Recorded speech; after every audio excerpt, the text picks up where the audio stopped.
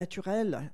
Mais si on vit au niveau de notre nature humaine, c'est pas bon. Et on risque d'être balayé par tous les orages qui arrivent. Et donc, pour commencer, j'aimerais qu'on prenne l'Épître aux Romains.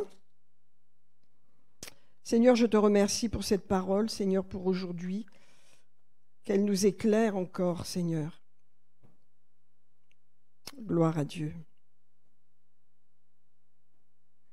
Vivre en nouveauté de vie, vivre dans cette nouvelle vie que Dieu nous appelle. Souvent, on ne sait pas, on ne voit pas, on ne fait pas la différence. Et pourtant, il y a une grande différence. Alors, on va voir.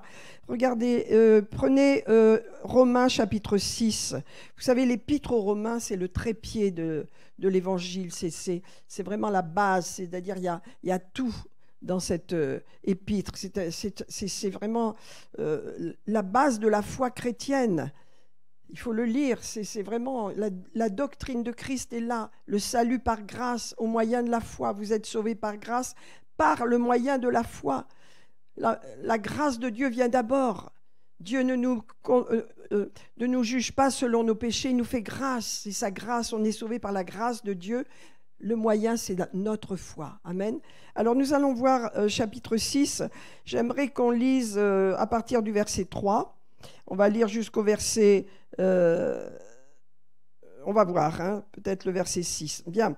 Alors, ignorez-vous, alors il s'adresse à l'église de Rome, et il dit, ignorez-vous que nous tous qui avons été baptisés d'eau, immergés dans l'eau, en Jésus-Christ, c'est en sa mort que nous avons été baptisés. Vous savez, depuis quelques semaines, je parle de la mort. Qu'est-ce que notre chair doit mourir? Nous devons faire mourir notre chair par l'esprit, bien sûr, les œuvres de la chair. Et donc la mort, quand on a été baptisés, vous tous qui avez été baptisés en Jésus-Christ, c'est en sa mort que vous avez été baptisés. Alléluia. Donc il y a eu par la foi quelque chose de puissant qui s'est mis en place. Alléluia.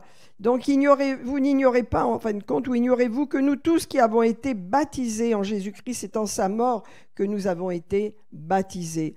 Nous avons donc été ensevelis avec lui par le baptême en sa mort, afin que comme Christ est ressuscité des morts par la gloire du Père, de même nous aussi, nous marchions en nouveauté de vie. Ah! Vous savez, le baptême est très important dans la vie chrétienne. Celui qui croira et qui sera baptisé. Parce que vous voyez, la foi, sans les œuvres, est morte. Je crois dans l'œuvre de Jésus, ok, je suis sur la terre, j'ai des longues années à vivre. Je ne parle pas de personnes qui partent au dernier moment, qui reçoivent Jésus et qui partent. Bien sûr, ils sont accueillis parce que ils ne connaissaient pas, ils ont juste le temps. Donc Dieu les accueille. Mais nous sommes responsables de notre engagement parce que nous sommes sur la terre, nous avons de la vie. Et donc quand nous croyons, la suite, c'est de nous faire baptiser d'eau. Parce que celui qui croira et qui sera baptisé d'eau sera sauvé. Mais celui qui ne croira pas reste condamné. Qu'est-ce que c'est la condamnation? On va voir. Avec le Seigneur, il n'y a pas de sentiment. Il n'est pas démocrate, lui. C'est ça. Il y a l'œuvre de Jésus et il y a hors de l'œuvre de Jésus. Et donc, vous voyez, celui qui croit, qui passe par les eaux de baptême, il a enseveli sa vieille nature avec Christ. Il est mort avec Christ. Et si vous croyez ça, ça va libérer quelque chose de puissant dans votre vie. Voilà. Et il est dit, en effet, si nous sommes devenus une même plante avec lui. Alors, c'est ça la clé. Je suis, vous savez, une même plante, ça veut dire avec la même nature, plantée dans le même sol, la même plante avec lui. Donc, je suis mort comme il est mort et je suis ressuscité comme il est ressuscité. Regardez, en effet, si nous sommes devenus une même plante avec lui par la conformité à sa mort, vous savez, c'est très, très important d'avoir la foi dans l'œuvre de Jésus et de croire que nous sommes morts sur la croix avec lui. Nous étions avec lui. Notre péché, notre nature pécheresse, elle est morte avec lui sur la croix. C'est pourquoi vous vous faites baptiser. C'est en sa mort que vous avez été baptisés. C'est très important. Pour Dieu, c'est un acte de foi. Tu ne vis plus selon ta vieille nature, elle est morte. Et chaque fois que tu la ressuscites, eh ben tu n'es pas agréable à Dieu. Tu ne vis plus dans la foi, tu vis sous la loi, tu vis dans la chair. Et ça ne plaît pas à Dieu. Donc je dois toujours considérer que ma nature, elle est morte dans les eaux du baptême. Je suis morte avec Christ. Alléluia. Qu'est-ce qui est morte? C'est ma vieille nature pécheresse. Elle n'existe plus. En effet, si nous sommes devenus une même plante avec lui par la conformité à sa mort, eh bien nous le serons aussi par la conformité à sa résurrection. Sachant que notre vieil homme, c'est notre vieille nature qui est morte dans les eaux du baptême et qui a été crucifiée avec Jésus quand il était sur la croix parce qu'il est mort pour le péché. Sachant que notre vieil homme, cette vieille nature adamique, a été crucifiée avec lui. Mes amis, savoir, connaître, c'est une clé pour libérer votre foi. Je dois savoir que ma nature est morte, ma nature pécheresse, elle est morte, vous devez le savoir. C'est important le savoir dans la Bible, c'est important la connaissance dans la Bible. Je dois connaître, je dois savoir qu'est-ce qui se passe à partir du moment où je sais, alors ma foi, elle est activée. Je sais que ma vieille nature du péché, elle est morte, je ne vais pas la ressusciter. Je ne vais pas faire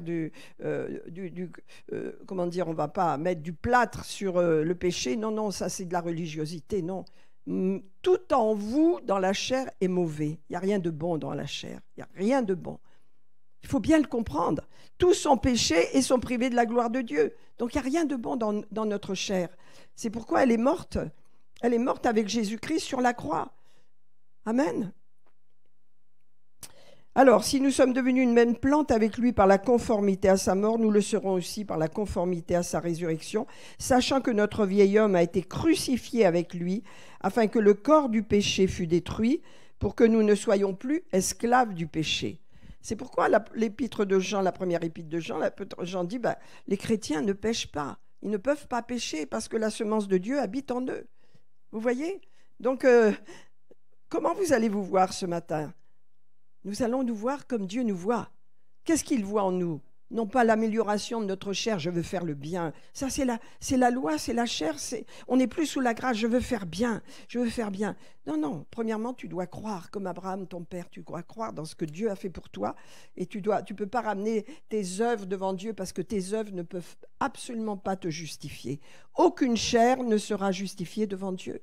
Ta propre justice ne peut pas te sauver. Il y a tellement de propres juges parmi les chrétiens qui ne comprennent pas ce que Dieu a fait pour eux et qui viennent avec leur propre justice. Il faut faire comme si, je fais comme ça, donc je suis juste aux yeux de Dieu, Dieu m'accepte. Non, non, ce n'est pas la base sur laquelle Dieu t'accepte. On va voir comment Dieu t'accepte. Ce n'est pas sur la base de tes œuvres, c'est sur la base de ta foi, ce que tu crois. Et les œuvres viennent ensuite. Et ça, c'est dur pour les chrétiens de le comprendre parce que ce n'est pas beaucoup enseigné. Et souvent, vous savez, avec notre marche chrétienne, on veut améliorer les choses, dire Dieu va m'aimer. Si j'évangélise, Dieu va m'aimer davantage. Si je prie 2 heures. C'est faux, c'est des œuvres de la chair, ça ne change pas Dieu. Non, ce n'est pas comme ça que ça marche. Je ne vais pas améliorer les œuvres de la chair pour mériter, faire des œuvres plutôt pour mériter Dieu. Non, je ne mérite rien. Tout dans ma chair n'a aucun prix pour Dieu, parce qu'il est dit que tous sont péchés et sont privés de la gloire de Dieu. Donc dans la chair, il n'y a rien de bon. C'est pour ça que je dois savoir qu'elle est crucifiée avec Christ quand vous êtes passé par les eaux du baptême. Votre vieille nature est restée dans l'eau. Vous êtes mort avec Jésus et ressuscité avec Jésus en nouveauté de vie. Alléluia. Regardez, sachant que notre vieil homme a été crucifié avec lui. Il dit sachant, ça veut dire je dois être instruite dans ces choses pour ne pas essayer de mériter quelque chose. Je veux mériter l'amour de Dieu. Je veux que Dieu m'aime sur la base de mes mérites. Mais c'est de l'orgueil. Et on n'est plus dans la grâce de Dieu là. Arrêtons ça. Ce n'est pas le salut que Dieu nous a donné. On va le voir avec Abraham. Regardez. Sachant que notre vieil homme a été crucifié avec lui afin que le corps du péché fût détruit. Si vous êtes passé par les eaux du baptême, si vous croyez en Jésus, la nature du péché n'est plus en vous. On ne va pas la reprendre. Elle n'est plus en moi. Elle a été détruite à la fois par ma foi, bien sûr, mais à la fois quand Jésus est mort pour moi sur la croix et quand je crois dans le fait que je suis mort avec lui sur la croix. Le fait que je sache et que je crois, c'est très puissant. Ça libère la connaissance de Dieu, la foi. Il est dit, or si nous sommes morts avec Christ, croyons que nous vivrons aussi avec lui, sachant que Christ ressuscité des morts ne meurt plus. Vous non plus, moi non plus. Alléluia. La mort n'a plus de pouvoir sur lui, donc il n'a plus de pouvoir sur nous. Alléluia. Car il est mort, et c'est pour le péché qu'il est mort, une fois pour toutes, et il est revenu à la vie, et c'est pour Dieu qu'il vit. C'est la même chose pour nous. Nous sommes identifiés, une même plante avec Christ. Amen. Alléluia. Vous-même, regardez-vous. On ne dit pas que vous... Voilà, qu'est-ce que vous pensez? J'en sais rien. Peut-être vous voyez comme un pécheur, comme quelqu'un qui n'a pas de limite, qui ne sait pas faire, qui n'est pas bon, qui est ci, qui est ça. Non, non, mais ça, Jésus ne voit rien de tout ça. Il dit, vous-même, regardez-vous, considérez-vous. Comment vous vous considérez? Comment je me considère? Considérez-vous comme mort au péché et comme vivant pour Dieu en Jésus-Christ. Voilà, c'est important. Considérons-nous comme cela. Je suis morte au péché. Le péché n'aura plus de pouvoir sur moi. Alors, je voudrais vous lire un petit peu un passage que vous connaissez bien sur Abraham avant d'entrer dans mon message. Mais regardez Abraham dans le chapitre 4 de Romains. On nous dit, que dirons-nous donc d'Abraham, ce qu'il a obtenu selon la chair, hein? On nous dit, si Abraham a été justifié par ses œuvres, s'il a présenté à Dieu, regarde ce que j'ai fait pour toi, Dieu. Eh bien, c'est ses œuvres qui le justifient, mais Dieu ne le justifiera pas. Parce que Dieu ne justifie aucune œuvre humaine pour avoir mérité l'amour de Dieu, pour mériter la faveur de Dieu. Ce n'est pas la bonne base. Ça, c'est pas bon. Abraham n'a pas agi comme ça. Et Abraham, c'est le père de la foi. Alors, si vous êtes sur cette base-là, vous êtes sur un terrain glissant, vous n'êtes pas dans la liberté glorieuse des enfants de Dieu. Vous êtes sur un destin de vouloir mériter, de vouloir donner à Dieu quelque chose, de vouloir faire pour mériter l'amour de Dieu, de vouloir faire de la mauvaise façon. On fait pour Dieu, c'est la conséquence de la gloire qu'il nous a donnée. On le fait et on n'a pas de fardeau pour cela parce qu'on est sauvé sur la base de son amour à lui, pas sur la base de nos œuvres. Car nos œuvres ne sont pas bonnes. Même les gens qui font le mieux possible, qui n'ont pas fait les 400 coups, ils sont au même niveau que les pécheurs qui ont tué, qui ont assassiné. Tous ont péché, sont privés de la gloire de Dieu. Et en Jésus-Christ, on est restauré. Regardez ce qu'il est dit. Est-ce que Abraham a été justifié sur la base de ses œuvres? S'il avait été justifié sur la base de ses œuvres, eh bien, il aurait reçu la récompense. Vous voyez, quand je fais quelque chose de bien, pour mériter, par exemple, je fais quelque chose de bien pour Bernard, je lui prépare un bon repas, hein, il va venir et il va dire « Ah ben merci beaucoup Monique, c'est bien, tu m'as fait un bon repas, donc je vais recevoir ma récompense. » Je la reçois de quelqu'un, de Bernard. Et Dieu dit, alors j'ai pas besoin, Dieu dit, j'ai pas besoin de récompenser Abraham. S'il avait fait quelque chose par rapport à une œuvre qu'il a faite, il reçoit sa récompense. Vous comprenez ce que ça veut dire? Vous recevez la récompense de la personne que vous faites une œuvre pour cette personne, donc vous avez la récompense, il vous remercie. Mais c'est pas comme ça que Dieu agit. Regardez. Si Abraham a été justifié par des œuvres, par des actions qu'il aurait fait pour mériter, pour être justifié, pour être rendu juste, vous comprenez? Je veux être juste aux yeux de Dieu. Non, il n'aurait pas pu. Personne ne peut être juste aux yeux de Dieu. C'est notre foi en Jésus qui nous rend justes. Ce n'est pas nos œuvres. Et ça, c'est la clé parce que la religion a amené depuis des siècles les œuvres, les œuvres, les œuvres pour mériter Dieu, les œuvres pour plaire à Dieu.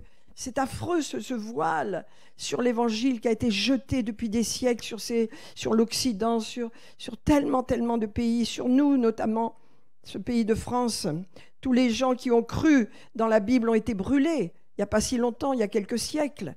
Parce que la parole, le diable en a horreur, mais aujourd'hui, il y a la liberté pour recevoir le message de la grâce, le message du salut. Alors, que dit l'Écriture? Ce n'est pas la même chose. Hein? Abraham crut à Dieu, crut dans la parole, premièrement. Et c'est ça qui lui a été imputé à justice. Chaque fois que vous croyez dans le fait que vous êtes morte au péché et vivant pour Dieu, cette foi que vous avez vous est imputée à justice. C'est ça votre justice. C'est ça qui me justifie. C'est ça ma récompense. Ce n'est pas les œuvres. Vous voyez? C'est pourquoi il est dit, regardez, Abraham crut à Dieu. Dieu lui a fait une promesse qu'il y aura une postérité. Il a cru. Il n'a pas cherché, quand il a cherché à réaliser la promesse parce que sa femme était impatiente, hein, il lui a présenté une autre femme, il a eu Ismaël et ça a été un problème parce que c'est une œuvre de la chair.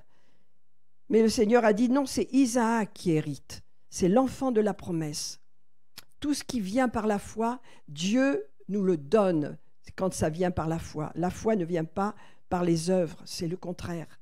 La foi suit, les œuvres suivent la foi, ce n'est pas la même chose. Mais votre justice vient parce que vous avez de la foi. C'est ça qui compte. Ce n'est pas par vos œuvres. Abandonnez cette pensée, parce que ça, c'est l'esprit religieux qui est puissant dans ce pays et qui veut qu'on se sente aimé parce qu'on fait quelque chose. On est aimé parce qu'on est enfant de Dieu, point final, pas parce qu'on fait, parce qu'on est. Et regardez, il est dit, car que dit l'Écriture? Abraham crut à Dieu, cela lui fut imputé à justice. Dieu l'a justifié dès qu'il a cru. Et il est dit, or, à celui qui fait une œuvre, je vous l'ai expliqué, le salaire est imputé. Ça veut dire qu'il reçoit une récompense, mais non comme une grâce, mais comme une chose due. Tu as fait quelque chose, merci. Voilà, ça veut dire ça. Hein. Mais par contre, regardez comme c'est fort, hein, verset 5. Mais celui qui ne fait point d'œuvre pour mériter quoi que ce soit, mais qui croit en celui qui justifie l'impie, sa foi lui est imputée à justice. Je ne sais pas si vous voyez, est-ce que vous êtes prêts à croire en celui qui a rendu justice à tous les pécheurs dont vous étiez, dont moi j'étais? C'est Jésus. Lorsque vous mettez votre foi en lui, dans son œuvre, et que vous ne cherchez pas à mériter quoi que ce soit, mais vous croyez simplement, eh bien, le Seigneur vous rend justice. Il est dit, regardez, alléluia, eh bien, de même, pardon, à celui qui ne fait point d'œuvre, ça veut dire qu'il ne met pas les œuvres devant Dieu, pour dire, regarde Dieu ce que j'ai fait. C'est de l'orgueil. Dieu ne peut pas, devant Dieu, vous passerez devant Dieu avec des œuvres, ça brûlera, il n'y aura que de la fumée, il n'y aura plus rien. Il cherchera le Seigneur les œuvres de la foi que vous avez produites parce que vous croyez en celui qui vous a justifié.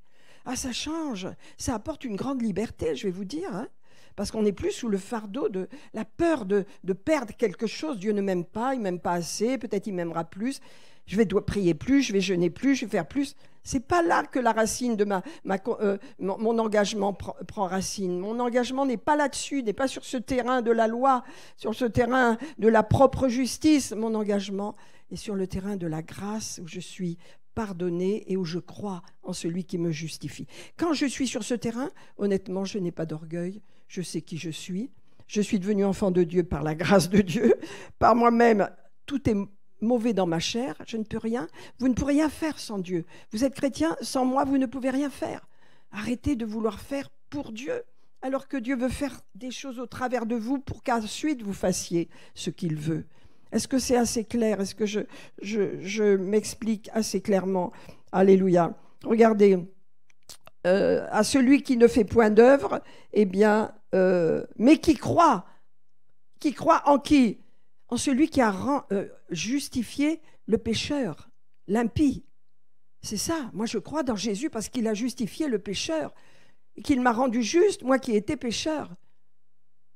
Où est l'orgueil là-dedans? Il n'y a pas de justice, je ne suis pas ma propre justice, là je ne peux pas, il n'y a aucune œuvre de justice que je peux présenter devant lui. Qu'est-ce que j'ai fait? Qu'est-ce que je suis sans lui? Rien. On va voir qu'on n'est rien sans lui. Alors je termine pour vous dire ça, vous voyez, sa foi lui est imputée à justice, ça veut dire Abraham il a cru dans la parole de Dieu et sa foi l'a fortifié et Dieu lui a dit, tu es juste à mes yeux, je vais te donner, la promesse va s'accomplir parce que tu es un homme de foi. Dieu veut notre foi dans celui qui justifie l'impie. N'oublions pas qu'on était des impies et nous sommes devenus fils et filles. Pourquoi? Par la grâce de Dieu. Il a fallu que Jésus paye un prix énorme. Vous savez, on va entrer dans ce message que j'ai là. Vous savez, il ne faut pas croire que si on néglige un si grand salut, on va être accepté. On ne peut pas négliger un si grand salut. Dieu, le créateur de l'univers, le ciel et la terre, a quitté son ciel de gloire, est venu comme un bébé enfanté dans le sein de Marie par le Saint-Esprit. Il a subi tout ce que nous avons subi, la progression, la croissance. Il est passé par tout. Voyez l'humiliation pour lui, le créateur du ciel et de la terre, pour arriver jusqu'à la croix. Si on néglige un si grand salut, lui qui est l'agneau et le roi des rois, le Seigneur de tout l'univers. Je ne sais pas, que Dieu vous donne cette révélation du Sauveur que l'on a. Comment est-ce qu'on peut négliger ou rejeter un si grand salut? C'est impossible. Amen. Alors regardons maintenant dans Jean 3, Nicodème. Oh, je vais vous parler de cela parce que c'est tellement important pour nous. Alléluia. Dans l'étape où nous en sommes là, regardez. Il y avait un homme d'entre les pharisiens nommé Nicodème, chef des Juifs. Alors premièrement, Nicodème, il était pharisien, mais deuxièmement, il était chef des Juifs, ça veut dire il siégeait dans le Sanhédrin. Alors les pharisiens sont des enseignants, des docteurs de la parole, hein, pas des docteurs, des enseignants. Ils enseignent la parole de Dieu, qui est l'Ancien Testament, voilà. Tandis que les chefs des Juifs, qui sont des docteurs de la parole, eux, ils jugent, parce que le Sanhédrin, c'est un tribunal, vous voyez. Donc il était à la fois pharisien et à la fois dans le Sanhédrin, ça veut dire c'est une position supérieure dans laquelle il était. C'était vraiment une personnalité, Nicodème. C'était un homme vraiment du système, on peut dire religieux, qui était à tous les niveaux, un pharisien et un chef des Juifs, c'est-à-dire qui siégeait dans le tribunal qui était appelé à juger les lois, à juger les citoyens aussi. Il y avait une action politique, sociale et religieuse très puissante, puisque tout se passait par la religion juive dans l'État juif, vous voyez, de cette époque. Donc il était là, c'était pas n'importe qui. Alors il est venu le soir en cachette, et il a dit « rabbi ». Le mot « rabbi » veut dire enseignement, maître, mais ça veut dire enseignant, parce qu'il ne connaît pas Jésus, il ne va pas lui dire « t'es le Seigneur ». Non, non, ça veut dire « tu es un enseignant ». Je t'appelle maître. Maître, ça veut dire enseignant. Rabbi, maître, c'est la même chose, mais maître dans le sens enseignant, pas maître supérieur, hein. Maître, un maître comme instituteur. Tu es un maître, voilà. Il lui dit « nous savons que tu es un docteur de la parole, hein, venu de Dieu, car personne ne peut faire les choses que tu fais si Dieu n'est avec lui. » Alors, premièrement, Nicodème lui dit, il y a quelque chose de Dieu en toi, de fort, parce que faire les miracles que tu fais, personne ne peut les faire. Et vous allez voir s'installer un dialogue extraordinaire, étonnant, entre Nicodème et Jésus. Nicodème qui voit dans le naturel humain, et Jésus dans le divin. Et vous savez, c'est ça, nous sommes humains, nous sommes divins. Alors Nicodème lui dit, personne ne peut faire ce que tu fais si Dieu n'est avec lui. Et Jésus lui répond, en vérité, je te le dis Nicodème, si un homme ne naît de nouveau, il ne peut voir le royaume de Dieu. Alléluia. Alors Nicodème ne comprend pas. Vous allez voir qu'il est question de naissance là. Il est question de naissance. Il lui dit tout de suite, si un homme ne naît de nouveau. Alors Nicodème, naître de nouveau, qu'est-ce que c'est? Nicodème lui dit, comment un homme peut-il naître de nouveau quand il est vieux? Peut-il rentrer encore dans le sein de sa mère? Humain. Voilà la pensée humaine. Et voilà la pensée spirituelle. En vérité, je te le dis, si un homme ne naît d'eau et d'esprit, il ne peut entrer dans le royaume de Dieu. C'est des paroles de Jésus. Alors, vous savez, les faux enseignements ont dit qu'il parle du baptême d'eau. Non, non, non. Jésus ne parle pas du baptême d'eau, il est parlé de naissance, là. Il est parlé de naissance. Et Jésus dit, en vérité, je te le dis, si un homme ne naît d'eau et d'esprit, ça veut dire... Bon, il y a des mamans ici, hein. J'en suis une, hein. Qu'est-ce qui se passe quand le bébé arrive? On perd les os. On perd les os. Mais qu'est-ce qui se passe avant de perdre les os? Le bébé, il est dans l'eau. C'est Jésus dit, voilà un humain, il est né comme tous les humains, c'est un homme, il est né de l'eau, il est venu du sein de sa mère. Il n'est pas question de baptême là, attention, hein, sinon on ne comprend pas.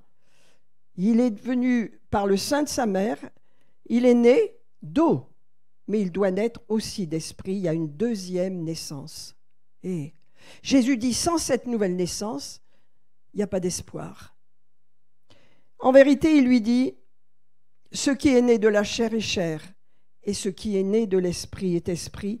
Ne t'étonne pas, ne sois pas étonné. Il lui parle avec amour, mais il le met en garde. Vous voyez qui est Nicodème?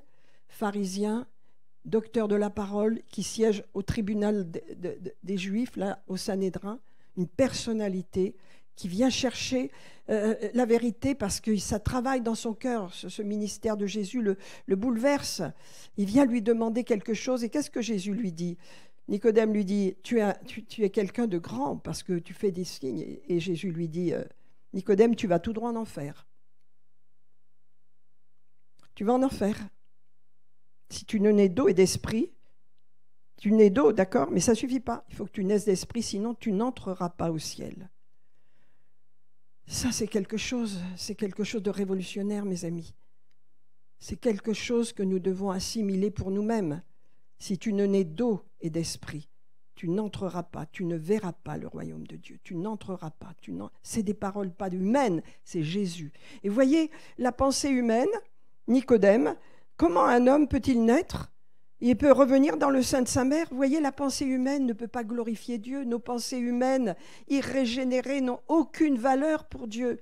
Elles sont naturelles. Elles sont inspirées par le monde et par Satan lui-même, par l'esprit de ce monde. Mais Jésus ne répond même pas. Il lui dit, écoute, ce qui est né de la chair est chair, ce qui est né de l'esprit est esprit. Ne t'étonne pas que je t'ai dit, il faut naître de nouveau. Tu dois naître encore. Tu es né déjà. Tu es venu sur la terre, ta mère t'a porté, les os sont été déchirés, elle a accouché, tu es venu comme cela, tu es né de l'eau. C'est Dieu qui a institué ce genre de naissance pour nous les femmes. On porte un enfant dans le liquide amniotique où il est nourri. C'est le miracle de Dieu, c'est glorieux. Pourquoi ça nous rappelle que tout a été formé par l'eau? Dieu sait ce qu'il fait, c'est glorieux. Et qu'est-ce qui se passe?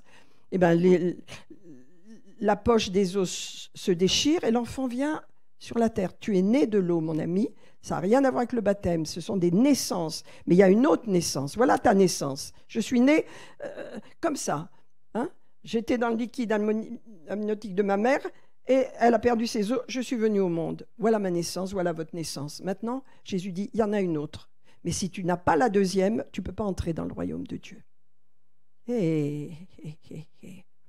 Voyez qui vous êtes. Voyez ce qui peut se passer autour de vous quand les gens ne sont pas nés de nouveau. Ils sympathisent, ils vous écoutent. Ouais, moi je crois en Dieu, mais je ne sais pas quel Dieu.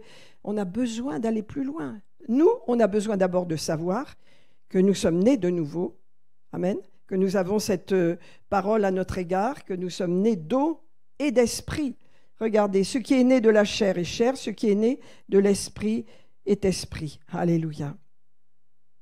Ne t'étonne pas que je t'ai dit, il faut, tu dois, c'est nécessaire. Oh, c'est fort, je vous assure que c'est fort parce que on ne peut pas passer outre ces paroles. On ne peut pas mettre une sauce humaine là-dedans. Le salut, c'est pour ceux qui croient en Jésus, qui sont nés de nouveau, qui ont vécu une première naissance puisque ce sont des humains et une deuxième naissance. Il te faut une deuxième naissance, lui dit Jésus. C'était une naissance naturelle, maintenant je veux te donner la naissance spirituelle. Vous savez, il lui parle selon la vérité. Jamais Jésus a fait de compromis avec la vérité. Jésus, il est la vérité. Il a dit, je suis le chemin, la vérité et la vie. Donc il parle selon la vérité de Dieu. Et nous la recevons dans nos cœurs. Et nous en avons besoin de cette vérité. Elle rectifie nos pensées. Alléluia. Amen, amen. Gloire à Dieu. Regardez ce qu'il dit encore. Alléluia. Donc j'ai noté que là, vous avez un dialogue entre l'humain et le divin. L'humain qui ne comprend pas cette nouvelle naissance et le divin qui est Jésus qui lui dit, Alléluia, il te faut naître de nouveau parce que tu es déjà né dans le naturel, tu es humain, maintenant il faut une autre naissance. Alléluia. Car ce qu'il explique, il explique le Seigneur. Ce qui est né de la chair est chair. Ça veut dire c'est irrégénéré, c'est adamique. Il n'y a pas de solution. Tu louperas toujours le but. Tu ne peux pas atteindre le but. La chair ne peut pas plaire à Dieu. Il est dit qu'aucune chair ne sera présente au ciel. Aucune chair. Vous savez bien, la chair n'héritera pas le royaume de Dieu. Donc c'est fort. Et donc il dit une chose là, il dit, voilà, le divin doit coiffer le charnel, parce que qui entre au ciel? Ceux qui sont nés de nouveau, ça veut dire qu'ils ont une deuxième naissance. Amen. Je prie ce matin, Seigneur, que vraiment, s'il y a quelqu'un qui n'a pas fait l'expérience de la nouvelle naissance, puisse la faire ce matin en disant, Seigneur, viens dans mon cœur, pardonne mes péchés, Seigneur. Je ne peux pas me justifier moi-même. Je te demande pardon pour ma propre justice, Seigneur. Je veux prendre ta justice, Seigneur. Toi qui justifies l'impie, je veux mettre ma foi en toi, Seigneur, afin de recevoir ta justice, car en moi, il n'y a rien qui peut te plaire si je vais dans ma propre justice, Seigneur.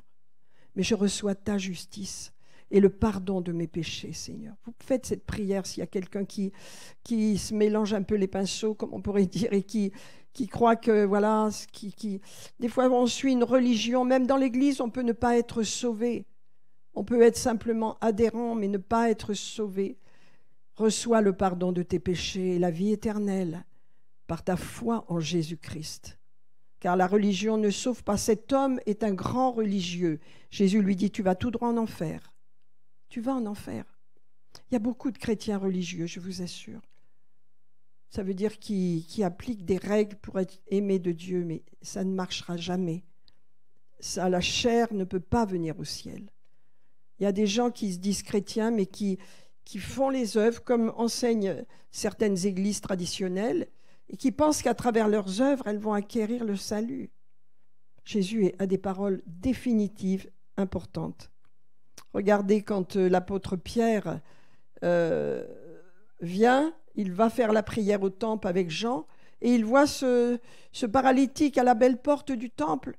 Il le regarde, et cet homme le regarde, pensant recevoir quelque chose de lui. Et Pierre lui dit, « Écoute, je n'ai rien à te donner, mais ce que j'ai, je sais ce que j'ai, je te le donne. » Voilà ce que nous avons. Au nom de Jésus, lève-toi et marche.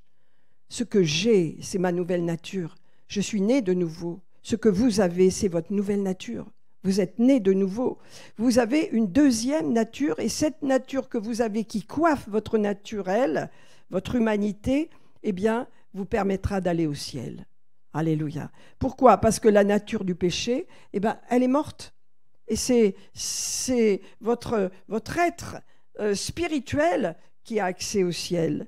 Alléluia. Je voudrais vous dire encore ce que David a dit, le roi David a dit dans Romains, Romains. Il a dit, David, exprime le bonheur de la personne le bonheur de l'homme à qui Dieu impute la justice sans les œuvres. Je répète, David, le roi David, exprime le bonheur de la personne, de l'homme, à qui Dieu impute la justice, ça veut dire à qui Dieu donne la justice, que Dieu justifie sans les œuvres. Et regardez ce qu'il dit, « Heureux ceux dont les iniquités sont pardonnées. » Heureux vous et moi parce que nos péchés sont pardonnés par notre foi dans la crucifixion de Jésus, dans son sacrifice, dans sa mort. Nous sommes heureux de cela. Et il dit, David, « Heureux ceux dont les iniquités sont pardonnées et dont les péchés sont couverts. » Nous, les péchés ont disparu. « Heureux l'homme à qui le Seigneur n'impute pas son péché. » Amen. Voilà. Voilà ce que c'est que de recevoir la justice de Dieu. Amen. Lorsque mon péché est pardonné, je suis béni et je rends grâce à Dieu. Alléluia. Je le remercie. Alléluia. Amen, amen. C'est pourquoi il lui dit à Nicodème, ne t'étonne pas que je t'ai dit, il te faut naître de nouveau. Donc vous voyez comme c'est important de comprendre que tout ce qu'on peut vous raconter autour, tout ce que vous pouvez penser, vous, parce que peut-être vous n'êtes pas assez dans la parole et que vous dites « Oh, Dieu va bien faire un peu de compromis, Dieu va bien faire un petit mélange. » Non, Dieu ne fera pas de mélange. Regardez ce qu'il dit. C'est quand même incroyable. Quand vous analysez, quand vous lisez Jean 3, à quel point il a parlé selon la vérité, avec amour à Nicodème. Croyez bien, il l'aimait, il lui a parlé avec amour. Il lui dit, Nicodème, tu vois les œuvres que j'ai faites, mais moi, toi, je te vois là. Tu vas en enfer tout droit. Je te le dis, en vérité, si un homme ne naît pas d'eau et d'esprit, il ne peut pas voir le royaume de Dieu. Tu ne peux pas y entrer dedans. C'est impossible. Tu ne peux pas. La porte est fermée. Qui que tu sois, tu as fait du bien, tu as été une bonne personne, d'accord. Oh, t'as pas la nouvelle naissance, tu ne peux pas entrer. Tu n'es pas équipé. Vous savez bien que Nicodème était une bonne personne, qu'il appliquait la parole de Dieu, qu'il appliquait les lois. Mais il lui dit, tu ne peux pas entrer au ciel. C'est terminé pour toi. Alors Nicodème, vous savez ce qui est extraordinaire, c'est qu'on le retrouve à plusieurs étapes. Vous savez, Dieu lui a parlé, Jésus lui a parlé. Jésus nous a parlé. Le Seigneur parle aujourd'hui à tous les hommes. Partout sur la terre, le Seigneur parle parce que, vous savez, quand vous lisez l'Épître aux Romains chapitre 1, il est dit que les hommes sont impardonnables de ne pas reconnaître Dieu quand ils voient la création. Ils sont impardonnables. Dieu parle au cœur de tous les hommes, les musulmans, les bouddhistes. Il parle qu'il y a un seul Dieu et qu'il y a un seul Sauveur. Ils le savent. Inconsciemment, ils savent dans leur cœur que ce Dieu est réel. C'est dans le cœur de tous les hommes. Sinon, Dieu serait injuste. Et regardez ce qui se passe dans Jean 7. Vous êtes avec moi ce matin ? Jean 7, versets 45 à 43. On veut absolument mettre Jésus en prison, et il dérange, etc. Et donc, à un moment donné, donc, verset 45, les huissiers retournèrent vers les principaux sacrificateurs et les pharisiens et disent, pourquoi ne l'avez-vous pas amené, ce Jésus ? Et donc, ils disent, jamais homme n'a parlé comme cet homme. Oh, gloire à Dieu. Alors les pharisiens, et vous aussi, est-ce que vous êtes séduits ? Et voilà que Nicodème, au verset 50, se lève, et c'est celui qui était venu vers Jésus la nuit, et il dit, il prend sa défense, notre loi condamne-t-elle un homme avant qu'on l'entende ou qu'on sache ce qu'il a fait ? Waouh !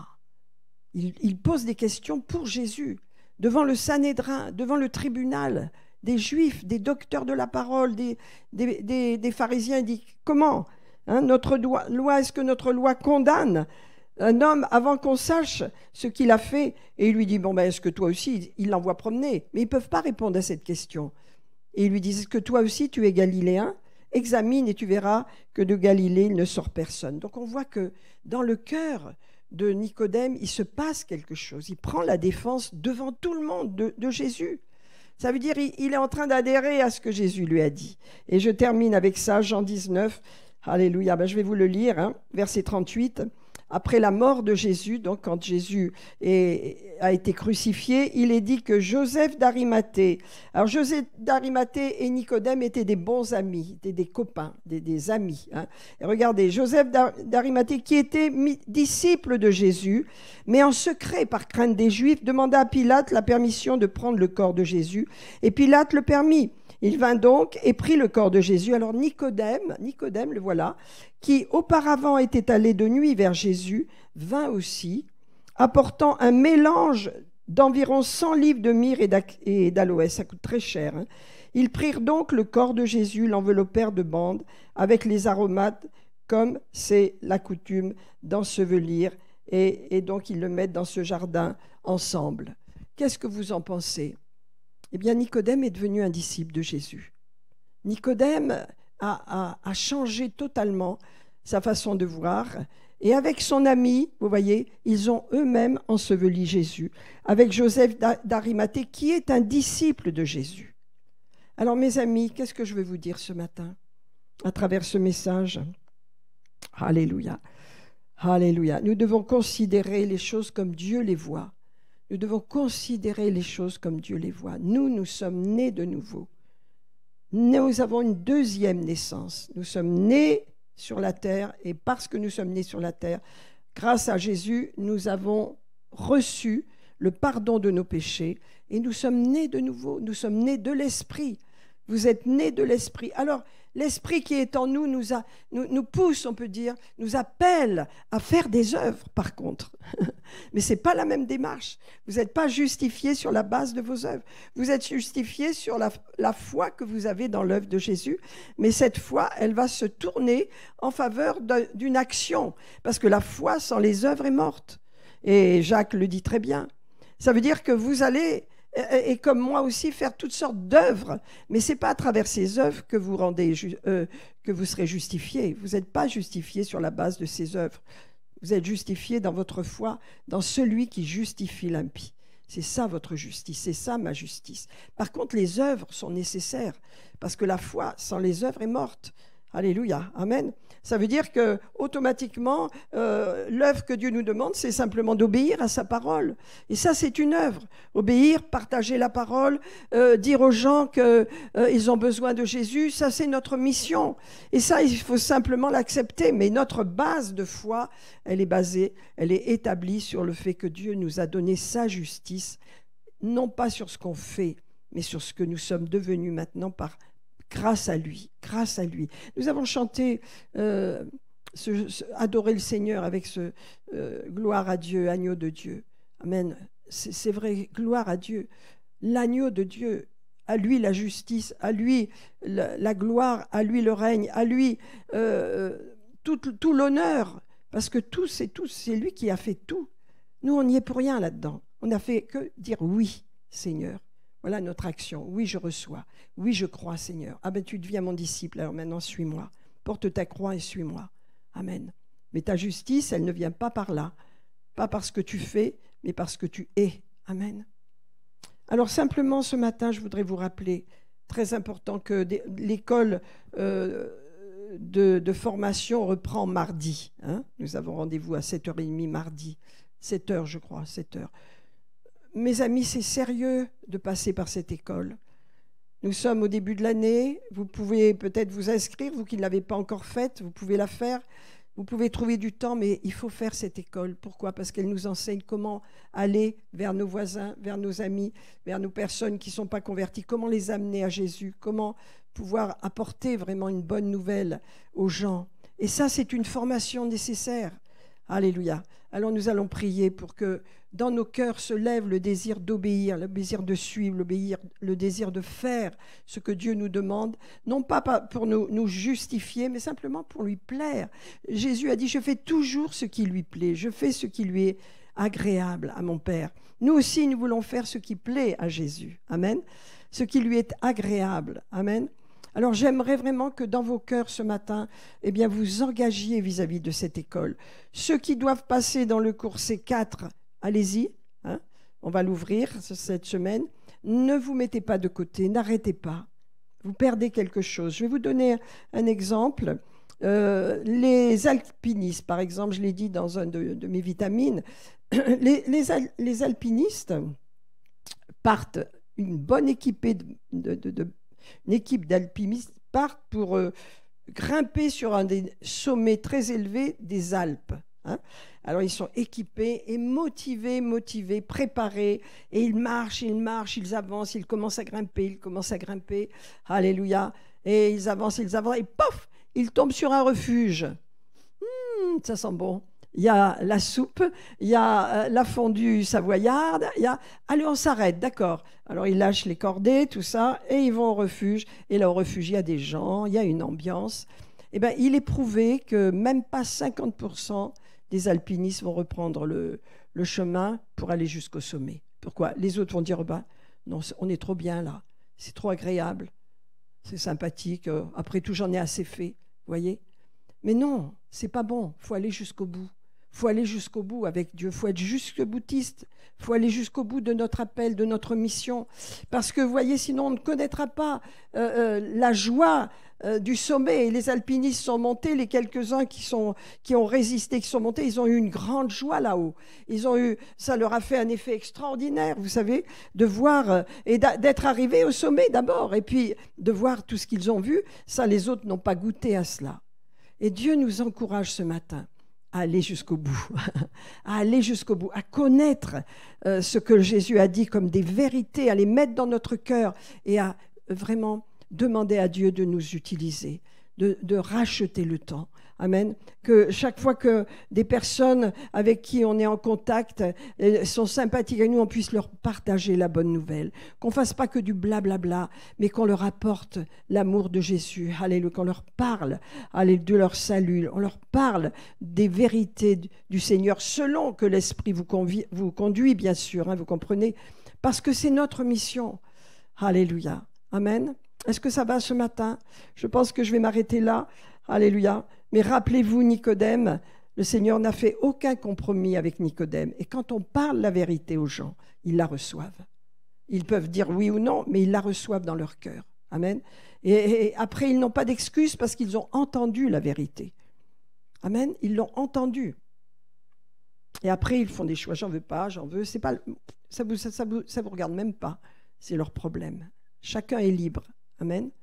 Seigneur, nous voulons te remercier ce matin parce que tu nous as donné une nouvelle nature et je n'ai pas pu développer tout cela. Je le développerai une autre fois, mais la nature que nous avons, elle est divine. Elle est reliée directement au ciel. Elle n'est pas humaine, elle est divine et elle est reliée à la transformation de notre pensée par la parole de Dieu. Selon Romains 12, verset 2, soyez transformés par soyez changés par la transformation de votre pensée. Alléluia. Soyez transformés. Alléluia. Ne vous conformez pas au siècle présent, voilà, mais soyez transformés. Alléluia. Transformés par votre façon de penser et selon la parole de Dieu, afin que vous discerniez, alléluia, quelle est la volonté de Dieu, ce qui est bon, agréable et parfait. Seigneur, Père, nous nous plaçons devant toi, alléluia, afin que chacun d'entre nous, alléluia, nous ayons vraiment expérimenté la nouvelle naissance, qu'il n'y ait personne au milieu de nous qui ne soit pas sûr d'être né de nouveau, que tout le monde au milieu de nous ait cette assurance que vous êtes nés de nouveau, vous êtes nés de la chair et de l'esprit, vous êtes nés de Dieu, amen, de l'eau et de l'esprit, vous êtes nés de Dieu, allez, vous avez une naissance autre que la première, c'est une deuxième naissance. Et vous l'avez, je l'ai, et c'est ce qui vous donne accès au ciel. C'est votre billet pour le ciel. Ce n'est pas votre justice, alléluia, c'est le fait que par l'Esprit, grâce à Jésus, vous avez reçu la justification aux yeux de Dieu. Vous êtes rendus justes aux yeux de Dieu. Vos péchés sont pardonnés. Le baptême d'eau vous l'a dit, vous devez croire que votre vieille nature est morte, que vous êtes ressuscité avec Jésus.